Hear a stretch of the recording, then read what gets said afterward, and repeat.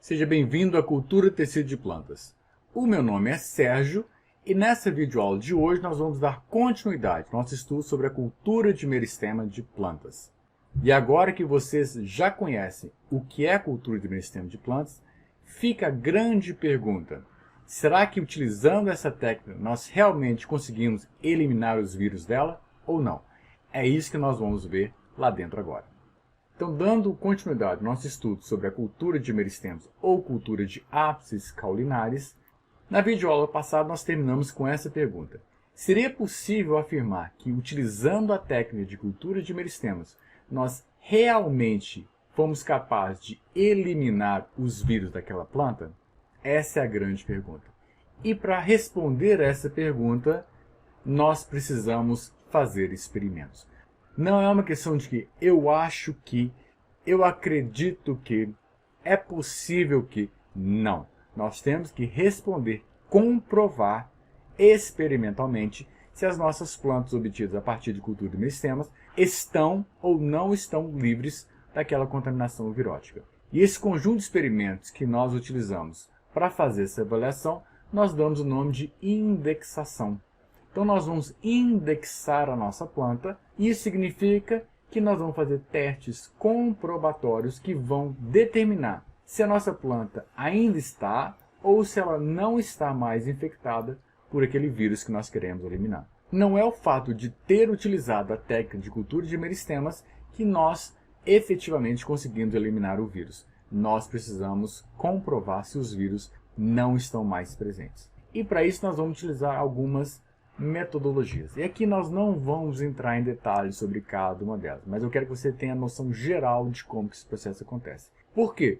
Porque dependendo da sua espécie, dependendo da cultura que você trabalha, alguns métodos se aplicam melhor do que outros. O importante é que você tenha uma noção geral do processo como um todo. O primeiro método é observar nas suas plântulas que você regenerou na cultura de meristema se ela apresenta ou se ela não apresenta aqueles sintomas daquela virose. Então nós temos que deixar a planta crescer ou ela vai começar a expressar aquele problema já dentro do próprio tubo de ensaio, dentro das próprias condições in vitro. Então eu vou observar, só que é um processo sintomático. Então, às vezes o sintoma pode ser camuflado por alguma outra coisa. E eu não posso, então, afirmar que ela esteja livre de vírus.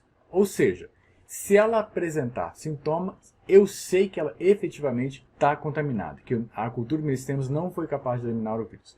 Mas se ela não apresentar, pode ser que apresente sintomas mais à frente. Então eu estou com uma janela de risco em aberto. Mas é uma possibilidade de indexação.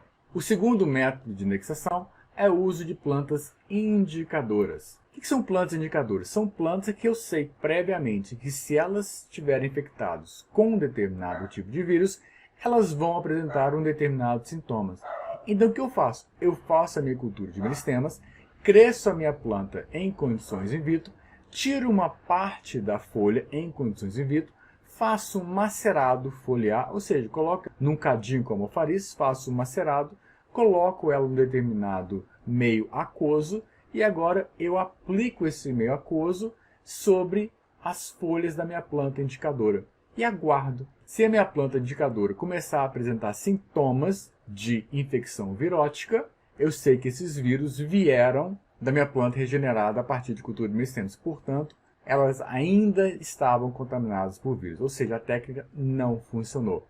Porém, se elas não apresentarem sintomas, isso é um forte indicativo de que as minhas plantas efetivamente estão livres de vírus. Um terceiro método é um método sorológico, chamado de ELISA, Enzyme Linked Immunoabsorbent Assay. Resumidamente, ELISA. E o que é ELISA?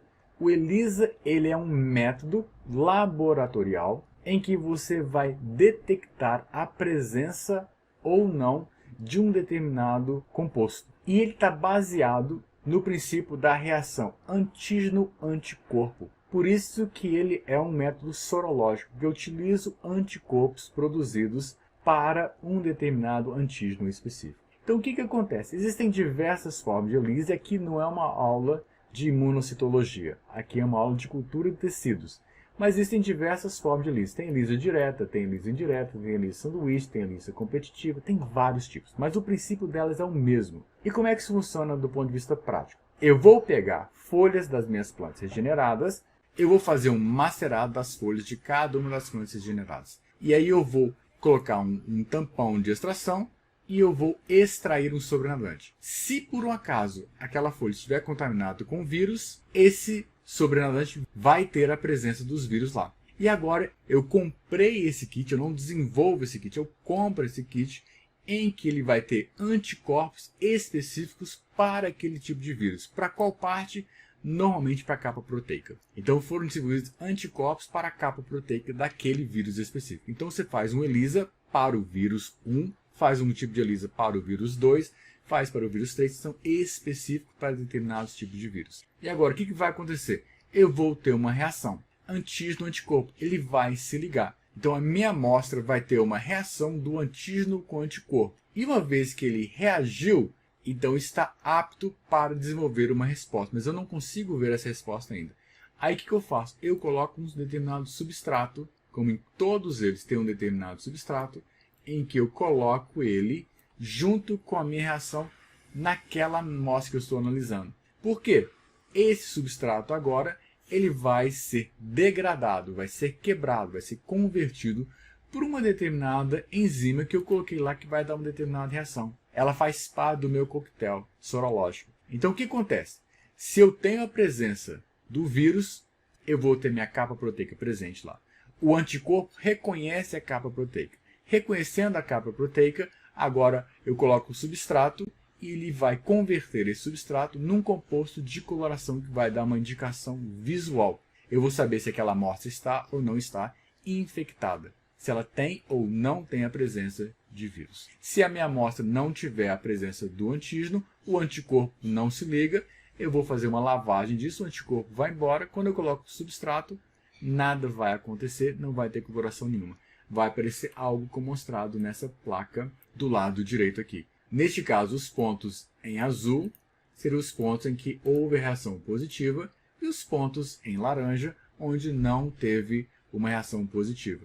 Então, neste caso aqui, essa planta que corresponde a este primeiro pocinho, ela está contaminada. A cultura de meristemas não foi suficiente para eliminar o vírus. Porém, essa ao lado dela, do lado direito, ela não deu uma reação positiva, então ela é um indicativo que não existe a presença do antígeno na minha amostra e, consequentemente, há um forte indicativo de que minhas plantas não estão infectadas por aquele vírus, que aquela planta não está infectada por vírus. Isso é um assunto bastante complexo, mas a imunocitologia foge ao escopo que nós queremos abordar. O que eu quero que vocês apenas conheçam que isso existe. E existe um quarto, que é mais difícil de ser feito, que é a microscopia eletrônica. Então você vai tirar um pedaço de tecido e você vai buscar a presença dos vírus naquela sua amostra. Extremamente difícil, só é feito em condições de laboratório, condições especializadas, que são raros laboratórios que têm a presença de um microscópio eletrônico, mas é uma forma de você ver. Está colocado aqui, mas do ponto de vista prático, isso não é feito. De todas as 4 técnicas, sem sombra de dúvida nenhuma, o método sorológico de ELISA é o mais utilizado como indexador de que o processo de produção de plantas efetivamente obteve o seu resultado e fez-se a limpeza clonal. E aqui eu quero fazer um comentário extremamente importante. Quando você faz a produção de plantas a partir de meristemas, em condições laboratoriais, depois você tem que levá-la para a casa de vegetação. E quando você levar para a casa de vegetação, você vai fazer lá o processo de indexação. E quando você faz essa indexação, a sua casa de vegetação tem que ser um ambiente totalmente controlado. Em que sentido? Eu tenho que ter um acesso extremamente restrito. As pessoas não podem ter acesso livre ao ambiente onde você está trabalhando. Não é que essas plantas, teoricamente livres de vírus, se encontram. É um acesso restrito, para evitar que eventuais contaminações possam acontecer após a técnica de cultura de meristema ter sido feita e as plantas terem sido adaptadas a condições ex vivo. Segundo ponto, a cavitação tem que ser totalmente vedada. Tem que ter telas para todos os lados para evitar a entrada de insetos. Por quê? Porque muitos vírus são transmitidos por vetores, por insetos. Terceiro ponto, como são transmitidos por insetos, você tem que ter um rigoroso controle de pragas dentro da sua cavitação. E lógico, você não pode ter outros doentes também acontecendo lá. E quarto ponto, você tem que ter um cuidado muito grande na manipulação dos utensílios, porque alguns vírus são transmitidos quando você corta uma planta e aí você corta uma outra planta sem fazer asepsia dos utensílios entre um corte e outro, e você acaba transmitindo essa virose. Então você não pode ter esse tipo de risco dentro da sua caixa de vegetação. Então esses 4 aspectos, acesso restrito, um ambiente totalmente vedado, o controle de pragas e doenças e um cuidado extremo na manipulação de utensílios, são coisas que devem ser levadas em consideração quando você trabalha com plantas produzidas através da técnica de meristemas, quando elas já estão em caixa de vegetação. E aqui está mostrando do lado direito 2 exemplos do que você não pode ter. Você não pode ter caixa de vegetação dessa forma. Essa primeira na parte de cima, por quê? Porque a porta está aberta. A porta tem que estar lacrada o tempo inteiro. Para evitar o quê? Evitar a entrada de vetores, de pessoas que eventualmente possam fazer algum tipo de contaminação lá dentro. E essa de baixo, na parte inferior, aparentemente está tudo correto com ela. Porém, ela está totalmente aberta aqui na parte de cima. Isso não pode acontecer. Tem que estar totalmente vedado. Então, nenhuma dessas serviria para você fazer um controle para a indexação das suas plantas. Ela tem que estar completamente vedada. E agora eu quero trazer alguns exemplos agronômicos em que a cultura de meristemas foi utilizada para fazer a limpeza clonal. O primeiro exemplo é batata inglesa, Solanum tuberosum. Batata inglesa é uma planta que se propaga de forma vegetativa. Então nós temos que tomar muito cuidado, porque todas as nossas plantas são clones. E aqui nós podemos ter plantas crescendo no campo e nós podemos ter plantas crescendo em condições in vitro. E o que acontece com a batata inglesa? Ela está sujeita a diversos tipos de virose. PVX, PVY, tem diversos tipos de vírus que vão trazer prejuízos tanto para a planta, na parte aérea, como também para o próprio tubérculo, como está mostrado aqui nessa figura. Então, quando se trabalha com batata inglesa, é preciso muito cuidado, porque todas as plantas são clone, portanto, elas têm uma facilidade muito grande de serem contaminadas. E o que ela faz? Ela leva uma queda na produtividade e uma queda na qualidade da batata produzida. Ninguém vai consumir uma batata desse jeito. Então, neste caso, fazer a cultura de meristemas é uma técnica promissora e indicada para você produzir batata semente livre de vírus. Por quê? Porque você tem um problema e a cultura de tecidos é uma técnica para resolver aquele problema específico. Um outro exemplo é a questão do morango. Quando se trabalha com morango, o morango também é produzido de forma vegetativa. E aqui está mostrando uma plantação de morango no campo, e aqui está mostrando os deliciosos morangos já prontos para o consumo. E o que acontece com o morango? O morango também é extremamente suscetível a viroses. E o que acontece? Quando se planta o morango, você não renova a produção a todo ano, você deixa ela lá. Diferente da batata. Quando você coleta a batata, você retira totalmente do campo e agora você planta novas batatas para ter um novo ciclo de produção. No caso do morango, não. Planta-se o morango no campo e o morango vai ficar ali naquele campo durante alguns ciclos de produção. E o que acontece? A planta de morango ela é extremamente suscetível a determinados tipos de virose. Da mesma forma que acontece com a batata, vai acontecer com o morango. Vai diminuir a produtividade e vai começar a comprometer a qualidade dos frutos. Então, a cada mais ou menos 3 a 4 ciclos de produção, você tem que renovar toda a sua plantação. E como é que você tem que renovar? Você tem que utilizar cultivares que sejam livres de vírus.